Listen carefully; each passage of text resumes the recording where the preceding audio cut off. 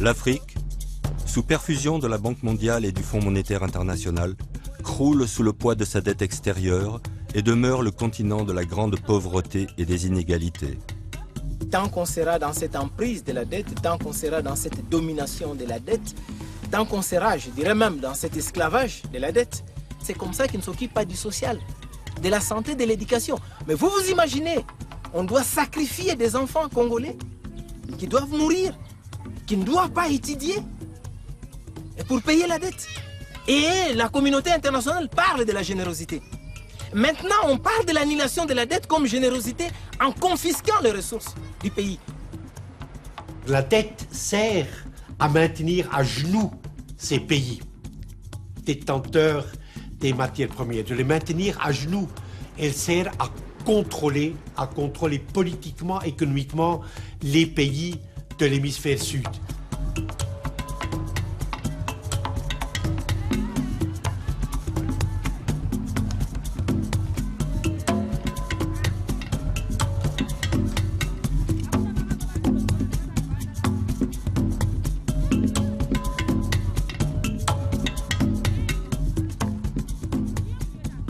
Today, we've got less than 5% of the world's population living in the United States, consuming almost 30% of the resources.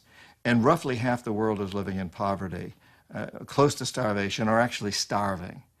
That's a failure. It's not a model. It's not something that can be replicated in Africa or India or Latin America. So it's a failed system. We know that. It's a failed system. Des institutions comme la Banque mondiale et le Fonds monétaire international jouent un rôle absolument clé dans toute l'histoire de la crise de la dette. En fait, ces deux institutions-là, créées en 1944, ont commencé à prêter massivement aux pays en développement dans les années 60. Elles avaient commencé dans les années 50, mais vraiment, l'explosion des prêts, c'est les années 60. La fonction du FMI et de la Banque mondiale ont changé radicalement. Les deux institutions, elles sont devenues des instruments d'oppression, de contrôle des nouveaux pays souverains, entre guillemets, qui sont nés dans l'immense hémisphère sud. The most typical way that economic hitmen work is that we'll identify a country that has resources our corporations covet, like oil, for example, and then arrange a huge loan to that country from the World Bank or one of its sisters. But the money doesn't actually go to the country. Instead, it goes to our own corporations. Inga, en République démocratique du Congo, est le plus puissant barrage d'Afrique. C'est aussi un des exemples les plus démonstratifs de ce système. Depuis sa mise en route, les pannes se succèdent. Cet ouvrage représente le plus emblématique de ce que l'on appelle les éléphants blancs, ces réalisations pharaoniques qui n'ont fait qu'aggraver la dette extérieure des pays avec des objectifs qui n'avaient rien à voir avec le développement humain ou économique, mais davantage avec la recherche du profit maximum pour les investisseurs. Reste aujourd'hui au peuple congolais à régler la facture d'une centrale qui n'a pas été conçue pour lui, mais bien pour fournir de l'énergie aux mines du Katanga à 2000 km de là. Ce qui me révolte, c'est cette complicité des multinationales, c'est cette complicité de certains pays et hommes d'affaires, et même les hommes de sciences, qui nous ont proposé une grosse machine pareille, mais aujourd'hui, nous arrivons dans une situation où pratiquement nous devons payer la dette sans pour autant que nous puissions avoir de l'électricité.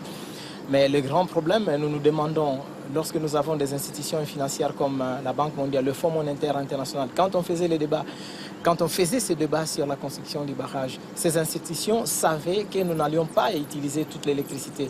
Mais ils nous ont fait construire ce barrage parce que c'était en faveur des grandes multinationales. Aujourd'hui, c'est le peuple congolais, le petit peuple, qui paye. Donc pour moi, c'est une dette odieuse et en fait, c'est une dette normalement qu'on devait répudier, c'est clair. Et on devait même demander des dédommagements à toutes ces entreprises-là qui nous ont apporté du matériel qui n'ont pas fonctionné. Inga is an example of something that has not worked, but it's also an example of an investment that can work. You've mentioned Inga 3 and 4. Our interest is seeing that the existing investments in Inga are actually used to generate electricity for the people of DRC. Ultimately, over time, maybe in the distant future, Inga can provide electricity elsewhere, but we're not there as yet. Right now, the priority is getting Inga to work. L'idée était de relier le barrage Inga à l'industrie du Katanga et donc de faire passer le courant par une ligne à haute tension qui survolait presque la totalité du pays. Donc on pouvait à tout moment punir le Katanga en coupant l'interrupteur dans le Bas-Congo. Nous voulons l'électricité dans notre village, puisque ce courant, ça nous appartient. Et il y a d'autres pays étrangers, ils ont sollicité dans notre courant. Et nous-mêmes, les possesseurs du courant, comment être dans l'obscurité? La réponse, c'est que l'Angola, l'Afrique du Sud, la Namibie, le Botswana vont payer les autorités avec des devises, alors que les gens du Bas-Congo, ils présentent moins d'intérêt. Dans cette commune, comme dans toutes les autres communes, la grande difficulté, c'est cette fourniture en énergie électrique. Et comme le barrage, il a aussi ses problèmes, il ne peut pas fournir l'électricité dans toute la République, et plus particulièrement la capitale Kinshasa, qui connaît des très grands problèmes en fourniture d'énergie électrique. Et comme on peut le constater, on trouve des poteaux en bois, tels qu'ils sont là, et des fils qui traversent littéralement les toitures de maisons. Et avec cette situation, on risque de connaître des problèmes d'électrocution et voire même d'incendie des maisons.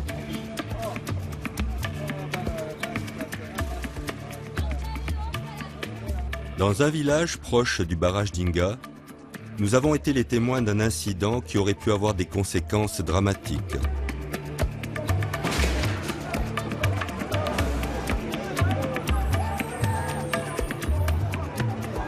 Tout le monde le sait, l'électricité c'est un facteur de développement. Quand on n'a pas de route, là, il faut les avoir. Mais l'électricité, on peut transformer les produits agricoles. On peut les conserver, on peut les conditionner avec de l'électricité.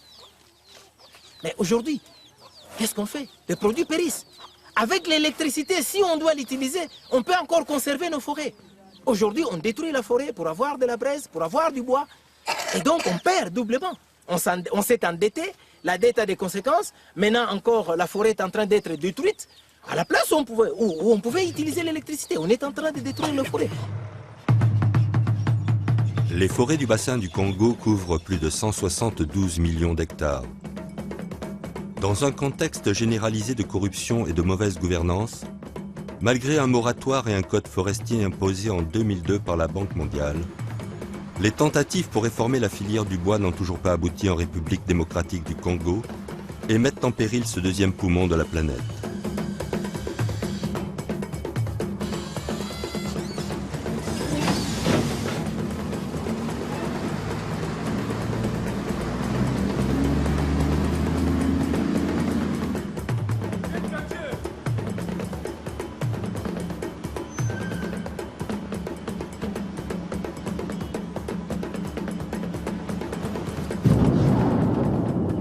« 70% des pauvres dans le monde vivent à la campagne et dépendent complètement de l'écosystème.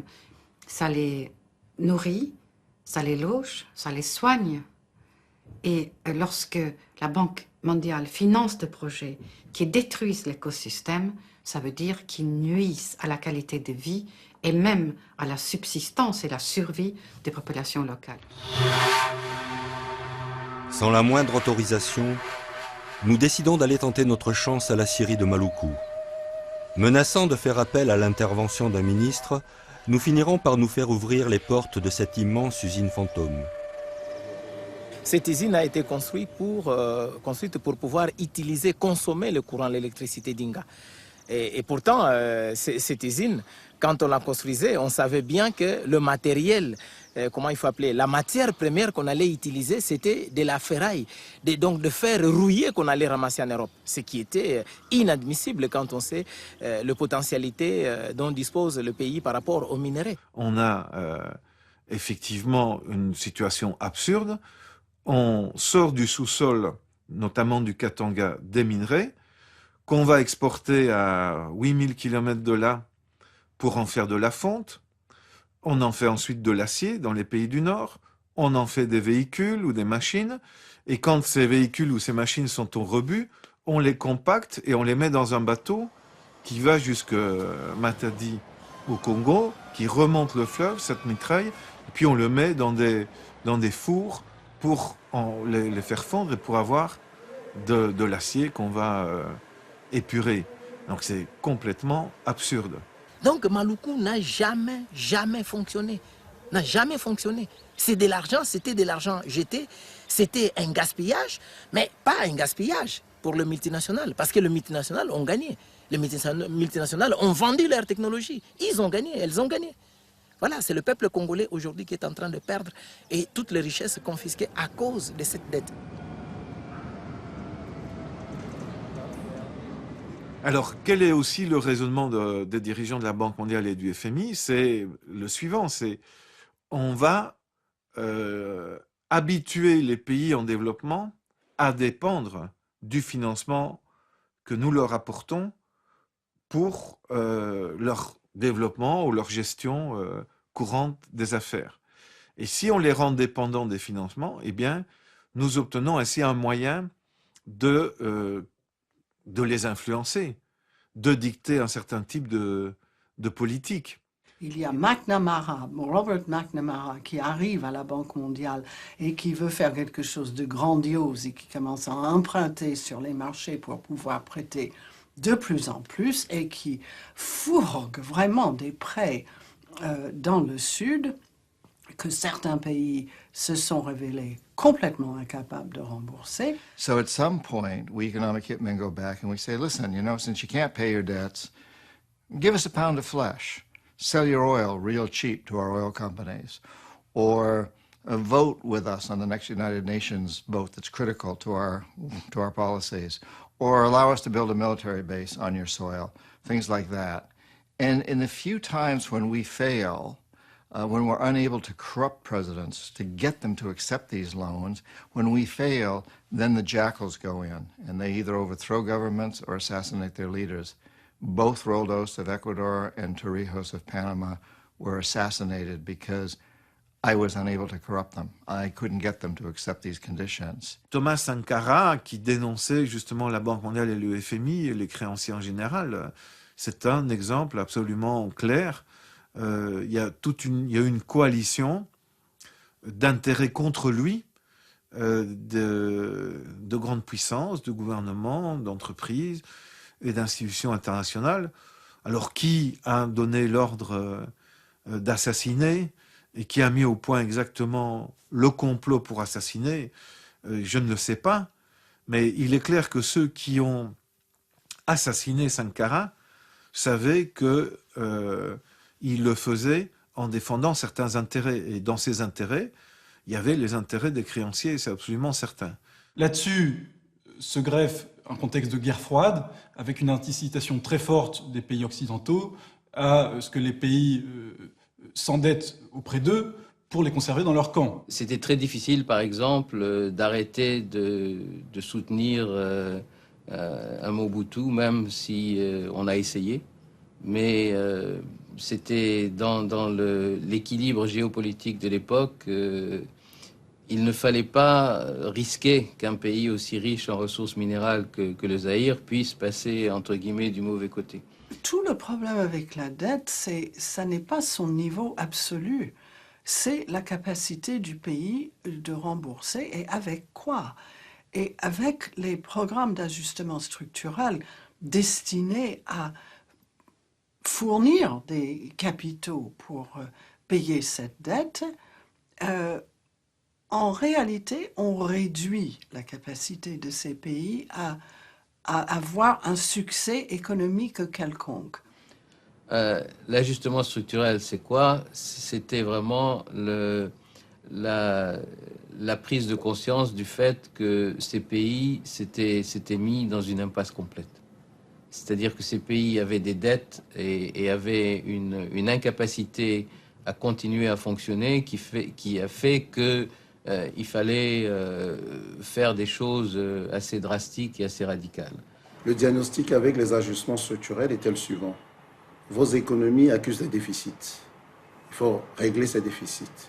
Pour régler ces déficits, il faut diminuer les dépenses publiques. Et les premières dépenses concernées étaient malheureusement des dépenses sociales. Comme ça, on coupait dans le vif les dépenses, y compris les dépenses sociales. Évidemment, cela avait un impact négatif sur le plan de la santé, sur le plan de l'éducation, sur le plan du logement social, que sais-je encore, bien évidemment. Ça s'est passé dans un contexte où Thatcher était en Angleterre, Reagan était aux États-Unis. C'était vraiment le marché roi. Et donc, les économistes du Fonds monétaire, de la Banque mondiale et dans beaucoup d'autres pays, même des coopérations bilatérales, on dit, bon ben, laissons la vérité des prix régner et tous les problèmes vont se résoudre. Je crois que en disant ça, on a fait beaucoup de dégâts, en particulier parce qu'on n'a pas compris toujours l'économie politique de ces pays.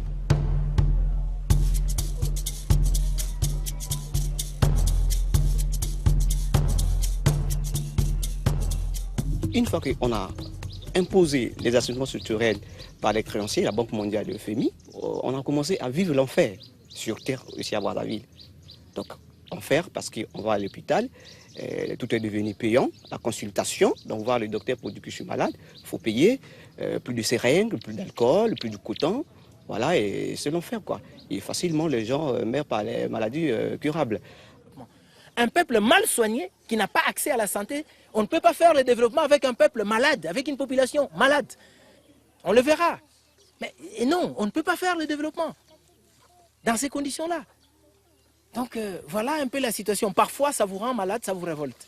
Ça vous révolte parce que c'est insupportable, c'est inadmissible. Et c'est ça l'injustice dans le monde.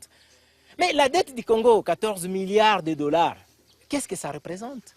Le total de la dette des pays en public, des pays en développement, est de l'ordre de 1350 milliards de dollars.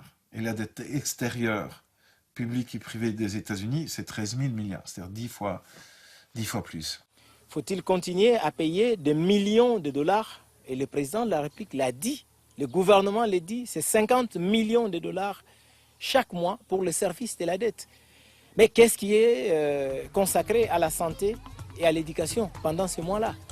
Zéro. À l'école primaire, cet enseignant impayé, sous-payé et mal payé. L'enseignante vient à l'école avec des petits biscuits là qu'il donne à crédit aux enfants. Donc déjà à partir de la première année, on apprend à l'enfant de savoir s'endetter. Donc on donne à l'enfant et puis après 3 jours, l'enfant devrait demander l'argent à ses parents pour venir honorer sa dette. Dépasser, veut dire, c'est comme les institutions internationales. Dépasser les délais, alors l'enfant est obligé de doubler les prix. De doubler les prix. Ce qui fait que parfois l'enfant commence à avoir peur de venir à l'école. Et aujourd'hui, avec le système de prise en charge des enseignants par les parents, on chasse l'enfant qui ne paye pas. Alors, parfois, ces politiques économiques ont été conduites pour des raisons d'ajustement budgétaire. On ne pouvait plus financer un certain nombre de services publics, et donc on a été chercher des façons de les financer à travers des privatisations. Mais les gens qui ont mis la main sur les privatisations, c'était soit des gens qui venaient de l'extérieur, soit des gens bien connectés à l'intérieur, et ça n'a pas vraiment eu des résultats positifs pour les gens qui étaient en bas de l'échelle sociale. Des exemples pour la politique absolument meurtrière du FMI, de la privatisation imposée, par exemple, c'est le Niger. Privatisation forcée de l'Office national des transports. Eh bien, les entrepreneurs privés qui ont pris la suite de l'Office national fonctionnent selon le principe des entreprises privées, ce qui est tout à fait normal, et n'envoient jamais un camion sur des pistes, ce qui fait qu'en période de disette qui est périodique au Niger, eh bien, des gens meurent parce que l'aide n'arrive pas. L'aide n'arrive pas à cause de la privatisation. Le Fonds monétaire s'est installé à appliquer le premier programme d'ajustement structurel au Congo en 1976. 1976 jusqu'à aujourd'hui, le Fonds monétaire international est là et le Congo ne décolle pas. Mais je le dis toujours, c'est comme un malade qui va chez le médecin, le pharmacien, tous sont là, les laborantins. On fait des examens, on prescrit le médicament et le malade reste éternellement malade. Mais non, le médecin devait démissionner en fait. Et c'est ça. Quel est le rôle du Fonds monétaire international? si le Fonds monétaire international n'arrive pas à prévenir les crises? Quel est le rôle de la Banque mondiale, cette banque qui est censée faire le développement? Le FMI tue, la Banque mondiale tue, par aveuglement, évidemment pas intentionnellement, par aveuglement, par adhésion dogmatique au consensus de Washington, qui est une idéologie totalement meurtrière dans les pays pauvres. Africa is a colony. It's a colony of the big corporations. It's a colony of some of its own leaders who are under the thumbs of the big corporations. So in a way, the European empires marched out and supposedly gave Africa its independence, but immediately the corporations marched in, and a few hand-picked leaders, hand-picked by the European nations and the corporations, took over many of the countries, especially the countries with good resources.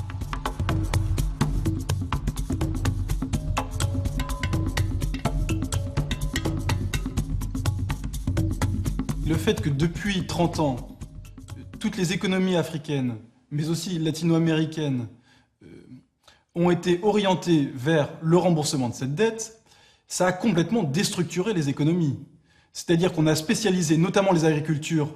Les agricultures, c'est 80% de l'emploi dans des pays comme le Mali. On les a spécialisées vers des produits d'exportation, vers le coton, vers le cacao, etc., dans les pays d'Afrique occidentale. Derrière, c'est l'abandon des cultures vivrières et c'est l'exposition de ces pays à des famines, à de la malnutrition. Et c'est pas un hasard si aujourd'hui, vous avez 80% des gens qui meurent de faim dans le monde qui sont en fait des paysans. L'agriculture mondiale, dans l'état actuel de ses forces de production, pourrait nourrir sans problème 2700 calories adultes par jour, sans problème 12 milliards d'êtres humains. Nous sommes 6,7, donc presque le double de l'humanité. Autrement dit, cet ordre cannibale du monde que la dictature du capital financier globalisé a imposé à cette planète est à la fois meurtrier, les chiffres sont là, je pourrais prendre les épidémies, les victimes de l'eau polluée, etc., mais les chiffres sont là, n'est pas seulement meurtrier, mais en même temps absurde. La RDC, aujourd'hui, on lui demande plus de produire des produits d'exportation pour avoir des recettes, beaucoup de recettes, enfin, au finish pour payer la dette parfois, surtout pour payer la dette. Donc on vous impose de faire le palmier à huile, on vous demande de faire le café, même à l'époque du programme d'ajustement sectoriel, c'était le café, le palmier à huile, le coton. Et alors que la population doit manger. Alors on demande à la RDC, comme vous avez les diamants, vous avez l'or, le cobalt, le coltan, le bois, vous pouvez tout vendre et acheter le produit qui viendrait de la Chine ou bien de l'Europe, le poulet qui vient de l'Europe, le poulet qui vient de la France, d'où Wilkie, qui vient des abattoirs belges Wilkie, et voilà, sinon de l'Argentine.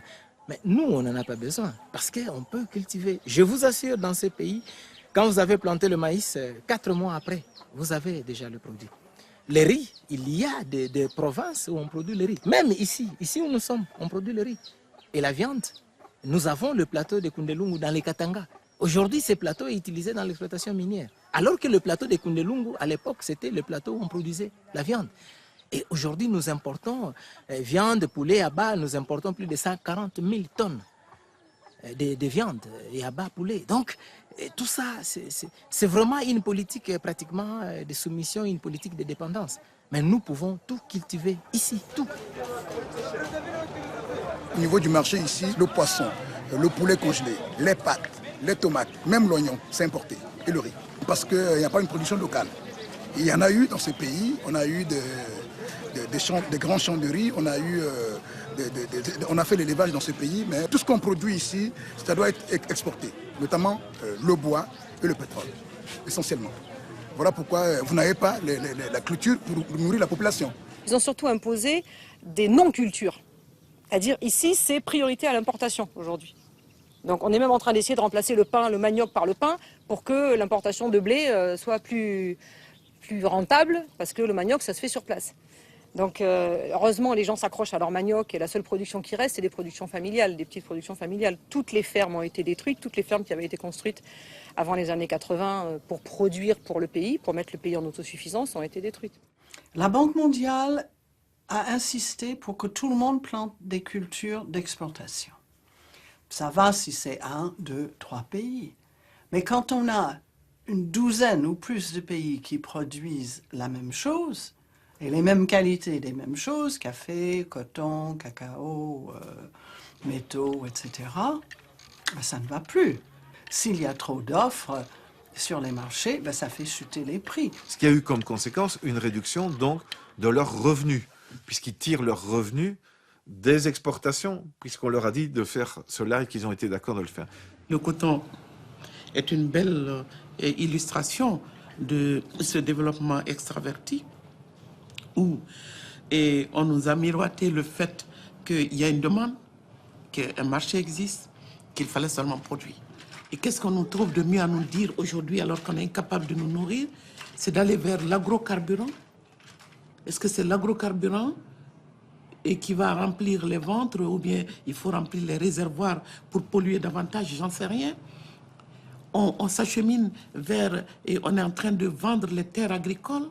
L'année dernière, 22 millions d'hectares de terres arables, fertiles, ont été volés aux paysans africains. C'est-à-dire, ont été achetés par les hedge funds ou par les sociétés multinationales. Donc, la Banque mondiale, quand elle dit « oui, il faut pousser à l'investissement », il parle d'investissement étranger, il faut confier ces terres africaines si mal exploitées, il faut les confier à la fruitière de Marseille, à Bolloré, au Capital Gains Hedge Funds de New York, parce qu'ils sont capables de rentabiliser ces terres, eh bien, c'est une argumentation meurtrière pour les paysans qui sont sur place.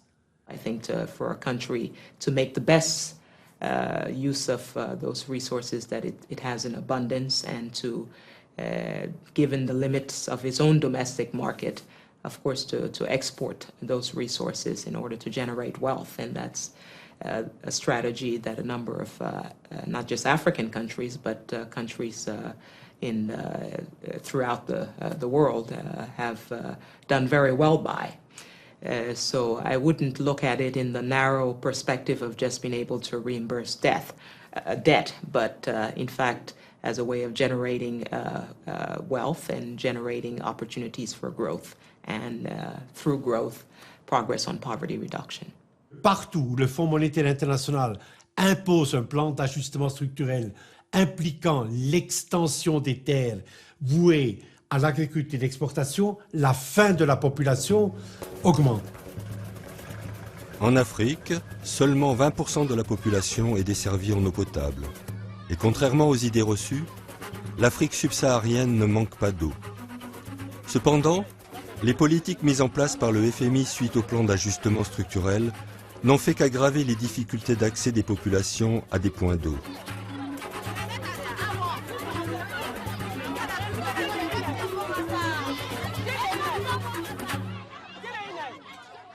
L'accès des populations à l'eau potable dans cette commune est un problème qui se pose avec acuité. Et c'est les programmes d'ajustement structurel justement donc qui ont fait cela parce que l'État a réduit considérablement le budget par rapport donc au secteur de l'eau et n'a pas donné donc les ressources économiques, sinon financières, donc pour réaliser des points d'eau ou améliorer les points d'eau existants. Pour ce qui concerne l'eau, il y a des choses affreuses. Moi, quand je remplis mon seau d'eau, puisque inutile d'espérer que ça coule au robinet, ça coule au robinet quelques heures la nuit, pas toutes les nuits. Et parfois, on peut faire 4, 5, 6 jours sans que l'eau coule du tout. Donc, chacun prend ses bidons, va chercher un endroit où il y a des puits, où on peut avoir de l'eau. Ceux qui n'ont pas de moyens, qui ne peuvent pas payer au puits, vont au fleuve, et puis se débrouiller avec ça.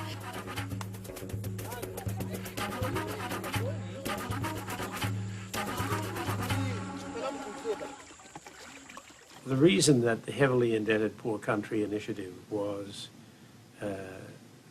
thought to be desirable and was in fact moved by me in the international community was that it was very clear that the poor countries were drowning under the amount of debt that they had. And so every year they would borrow money and they would use that same amount of money to pay back old debts. And the net result was that there was really nothing remaining in the middle. L'initiative de désendettement des pays africains, HIPC en anglais, PPTE en français, était une initiative absolument cruciale.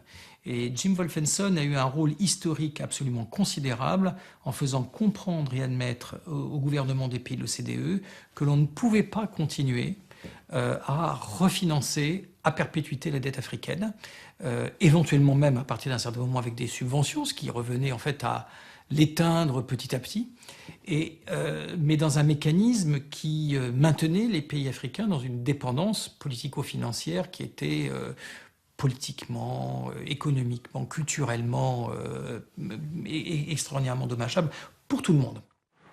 On a mis en place un autre processus de réforme qui, cette fois-ci, au lieu de bloquer la croissance, comme ça a souvent été le cas avec les programmes d'ajustement structurel, mais c'est un processus qui plutôt encourage la croissance. Il commence par vous dire, vous faites un document de stratégie de réduction de la pauvreté qui met l'accent sur le social.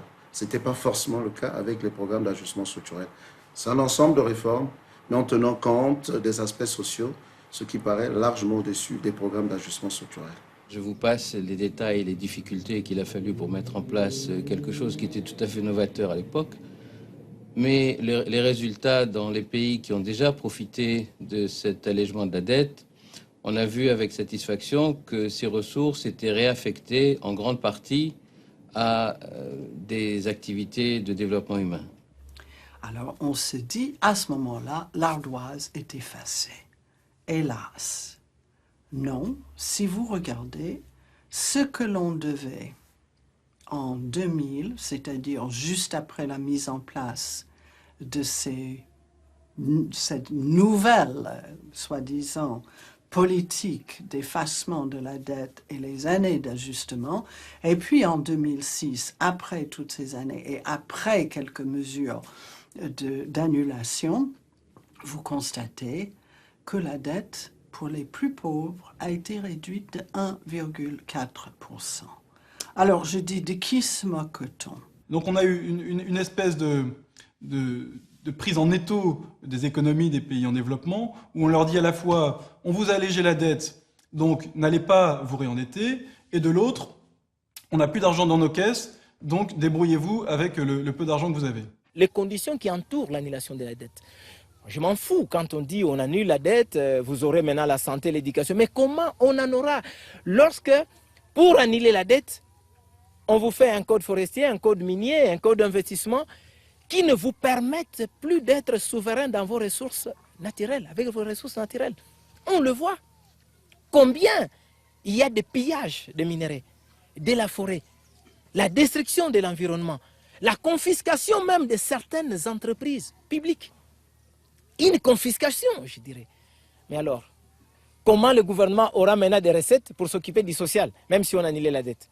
Donc c'est vraiment une mascarade quand on parle de la réduction de la pauvreté, de programmes de la Banque mondiale. That the debt forgiveness programs that the World Bank and the IMF promote these days, and the US government and the others, are shams for the most part, because they're telling these countries, and the African nations particularly recently have suffered under this, that, okay, we'll forgive your debts, but you have to accept these conditionalities.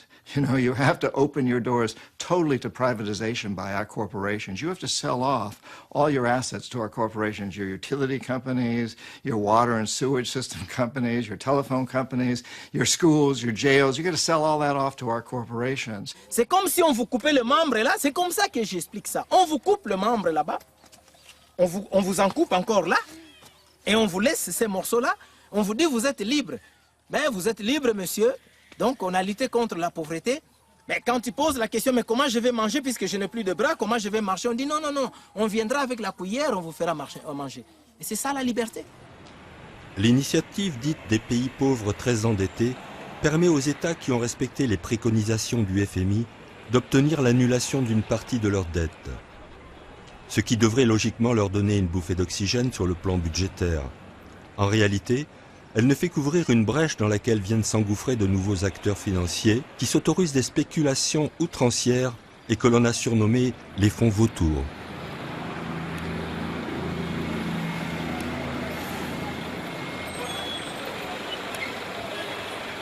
Les fonds vautours, en fait, la dynamique est assez simple. C'est-à-dire que vous êtes un fonds d'investissement, vous rachetez au 10e ou au 100e de sa valeur une dette contractée il y a 10 ans, il y a 20 ans, et dont tout le monde pense qu'elle ne sera jamais remboursée. Et vous allez devant le tribunal pour exiger le remboursement intégral de la dette, plus les intérêts de paiement et les arriérés. Ce qui fait que vous avez des situations ubuesques où, par exemple, Kensington, un fonds basé aux îles Caïmans, comme par hasard, rachète pour 2 millions une créance du Congo-Brazzaville, et ensuite va réclamer devant les tribunaux 120 millions, c'est-à-dire 60 fois la mise de départ. Que font les tribunaux? Ils disent « vous avez raison ». Le créancier a toujours raison, c'est le contrat qui l'emporte sur les contraintes que peuvent avoir les pays en question. Nous avons été victimes des fonds vautours. Nous avons été même lynchés par les fonds vautours. On a failli perdre notre dignité de pays souverain à cause des fonds vautours. Ces fonds se sont permis de saisir en pleine mer des cargaisons de pétrole qui étaient destinées à l'exportation. Ces fonds vautours ont traqué les dirigeants congolais.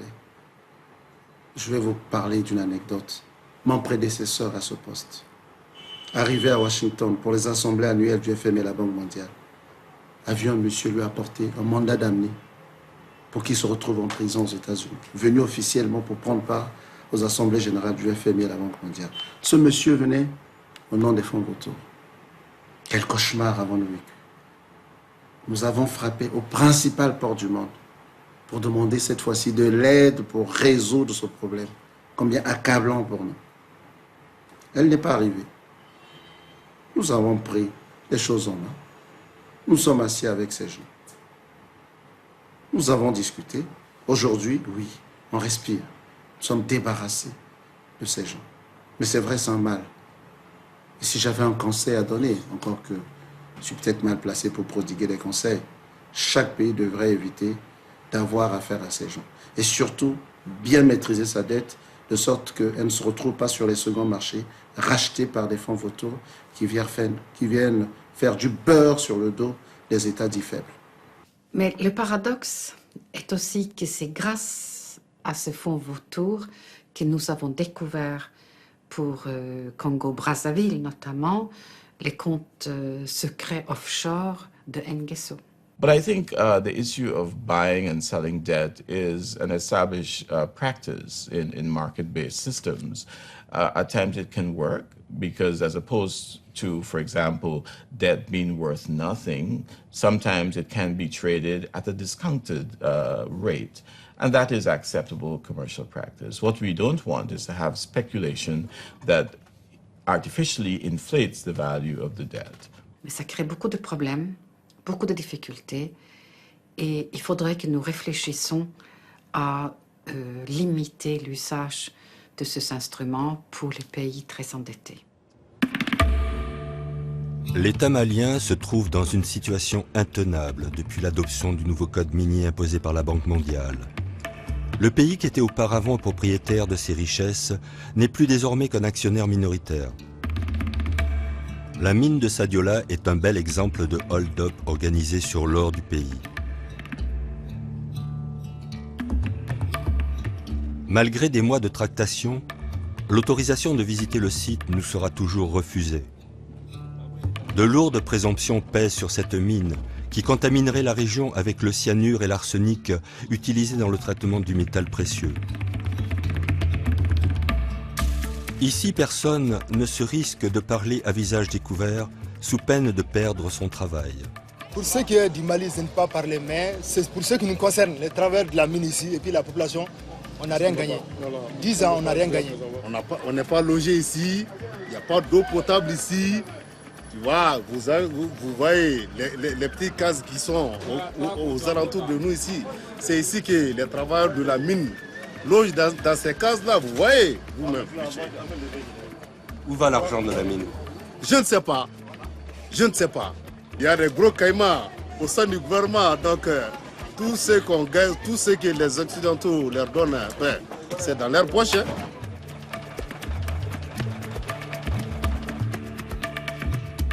Le maire de Sadiola, employé de la CEMOS, Société d'exploitation de la mine, ne nous permettra pas de filmer dans son village malgré nos autorisations ministérielles.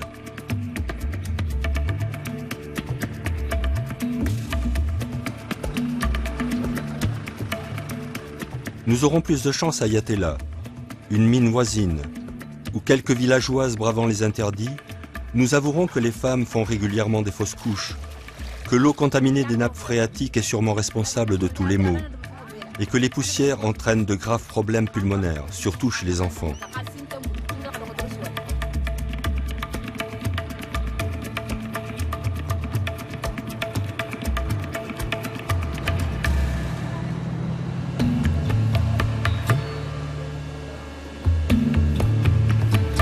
Aujourd'hui, où on parle de pillage des ressources du Congo, parce que la Banque mondiale, dans son programme PPTE, a initié la réforme, ces différentes réformes, notamment le code forestier, le code minier. On a livré comment on appelle ça, des permis d'exploitation minière. La Banque mondiale était là, a des experts pour aider le Congo. Et dans toutes ces autorisations d'exploitation minière, pratiquement toutes les autorisations devaient être revues. Parce que c'était un pillage systématique des ressources du Congo. Et la Banque mondiale voyait.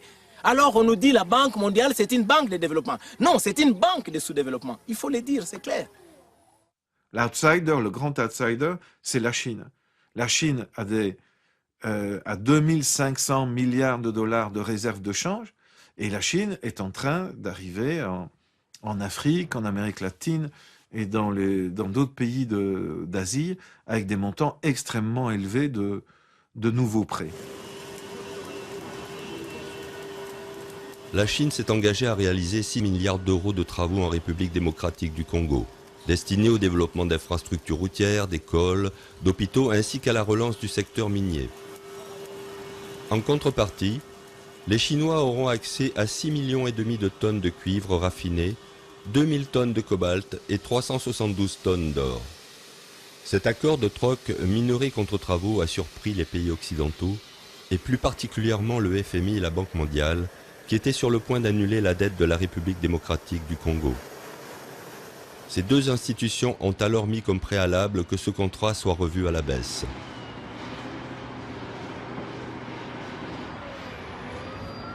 Et donc la négociation a été extrêmement pénible, ardue, il faut vraiment le dire, avec du chantage exercé sur Kinshasa, des visites de représentants du FMI, de grands présidents de pays européens qui ont dit « vous renoncez au contrat chinois, on vous efface la dette, vous ne renoncez pas, la dette se maintient ». We're happy to say that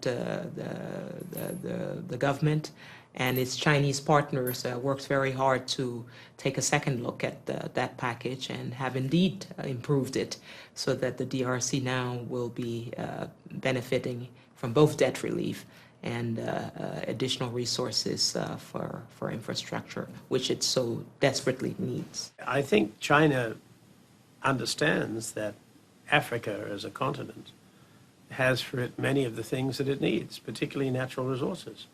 It also has the potential of being a significant market because it's under 1 billion people now, but in 2050 it'll be close to 2 billion people. Ils sont certainement aujourd'hui dans une étape qui ressemble beaucoup à celle que la France pratiquait dans les années 70 dans sa propre relation commerciale à l'Afrique. On revoit d'ailleurs des opérations qui ressemblent trait pour trait à ce que nous avons pu faire. China is welcome, India is welcome, Brazil is welcome, France is welcome. You know, it's a place with tremendous potential.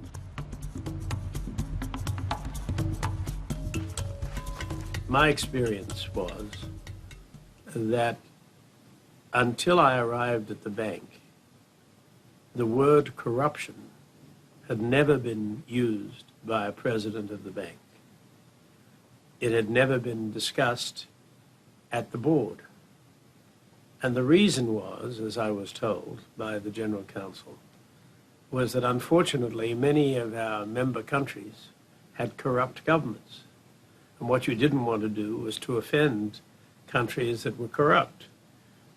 Even some of the big countries were thought to be corrupt. And I decided that I didn't care whether any of my members were corrupt or not, but that I was not going to run an institution that was giving money knowingly to corrupt governments. Je pense que c'est pas un hasard qu'on ait vraiment commencé à parler de corruption après l'effondrement de l'Union soviétique. Parce qu'à ce moment-là, on pouvait vraiment parler de ce genre de choses sans risquer un basculement du mauvais côté. I think we changed the moral standards, but I can tell you it wasn't easy. And not every country, even today, regards that contribution as being constructive. And by the way, not every country today administers anti-corruption practices. There are many countries that use it as a competitive tool. I won't name the countries, but they must be known to you, and some pretty large countries. Mais la corruption ici, c'est une vie. C'est une vie. La corruption, c'est une vie. C'est comme ça les gens vivent. Parce que vous pouvez aller dans de grandes sociétés de ces pays. Nous prenons par exemple notre société de douane est assise, l'OFIDA. Quand vous allez à l'OFIDA, vous trouverez des bis vraiment archaïques. Mais les gens qui y travaillent se promènent avec des jeeps terribles. Vous verrez les gens qui travaillent à l'OFIDA avoir des maisons là terribles. Ces gens-là construisent des gratte-ciel. Mais l'OFIDA reste avec des tôles trouées. Mais où ils trouvent ce qu'ils gagnent? Où ils trouvent ça? Parce qu'ils ne sont que à l'OFIDA, ils travaillent. La corruption règne. La corruption règne en maîtresse ici. Tout se passe comme si la lutte contre la corruption, elle marche pour la petite corruption, elle marche, disons, jusqu'au niveau du directeur des douanes, par là. Mais dès que vous atteignez les gouvernants, le chef d'État, le Premier ministre, les ministres, ça ne marche plus.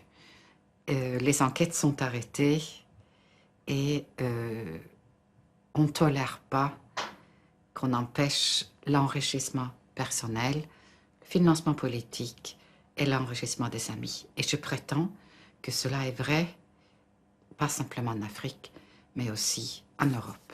In that context, we've worked with our membership to improve the institutions that make for better governance, economic governance, and in public financial management, in the other areas that we work with our membership on. I think we think there's been considerable progress in focusing on governance and progress in reducing corruption in a number of countries. Quand on traite les gens de corrompus, nous ne sommes pas là pour les dédouaner, ils sont corrompus. Mais la vérité est que cette corruption a été soutenue par les grandes puissances à l'époque de la guerre froide. Bon, même maintenant, c'est le même cas. Aucun dirigeant africain ne garde son argent chez lui, hein.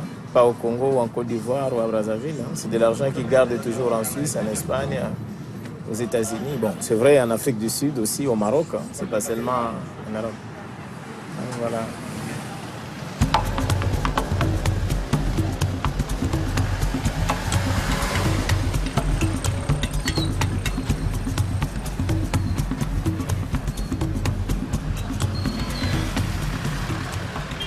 L'Afrique devrait s'inspirer de l'exemple de l'Équateur, ce pays d'Amérique latine, qui en 2007-2008 a procédé à l'audit de sa dette pour déterminer la partie illégitime, odieuse de la dette. Il y a toute une série de contrats, et on le voit dans le cas africain, qui sont absolument inacceptables, y compris du point de vue du droit international et du droit interne, qui sont parfaitement frappé de nullité.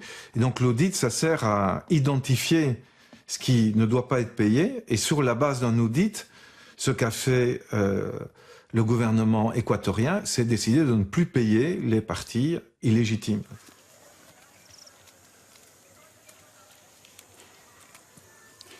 Et je crois que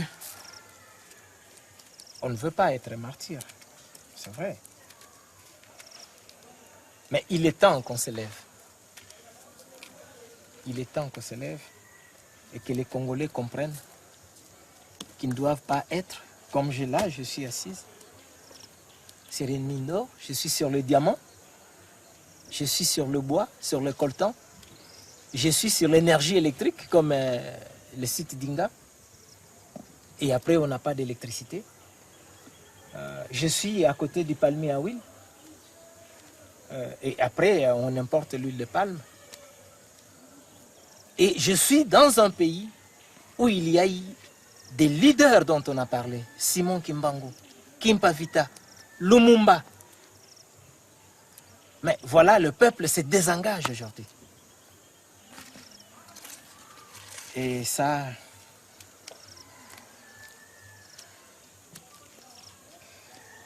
Mais je ne désespère pas, ça viendra.